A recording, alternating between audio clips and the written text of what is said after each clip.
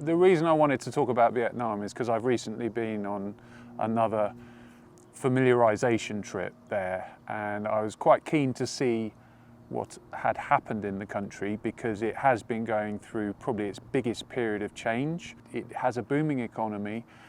It's matured somewhat as a destination, so what we refer to as product. The experiences and the hotels and what you can actually experience as a traveller there has reached a level of maturity that it didn't have before. More people are travelling there than ever before. The destination is very popular with the Chinese market and the Korean market due to logistics, proximity, but also it appeals to their culture as well as ours. So it has a sort of cross-cultural appeal, which is why it's such a big destination at the moment.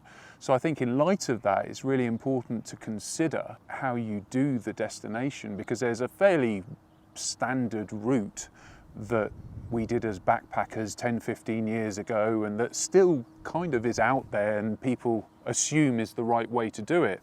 And I'm very keen to ask people to, with the help of their specialist, to challenge that. And because there's so much new stuff out there.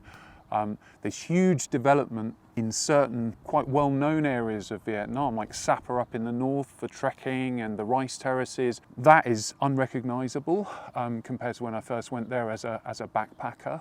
But there are also lots of new, much less visited, very authentic places where you can experience beautiful scenery and ethnic minority culture. Halong Bay is another place that's seen a huge level of development on the coastline.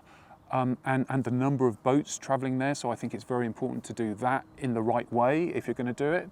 Da Nang, which is the main airport in the central region for Hoi An, which is usually a sort of key destination in Vietnam, again has seen a huge amount of development. So all these little things highlight the importance of working through the options when you're designing your itinerary and using a true specialist to do that. I think that's one of the things that sort of came to me, and we've been doing Vietnam as a destination for getting on for 25 years. Because it's such a long, thin country, it has different climatic regions, the level of specialism now is greater than ever. I mean, from month to month, I might suggest changes to the itinerary because of weather patterns, because of whether something's growing or not, because there might be too many people in one region, that sort of thing. So it's really important to get it right. And because it's such a big destination, it's important to book well ahead. And if you're a keen traveller and you want to get into the detail of it, there's nothing wrong with getting started a little over a year ahead.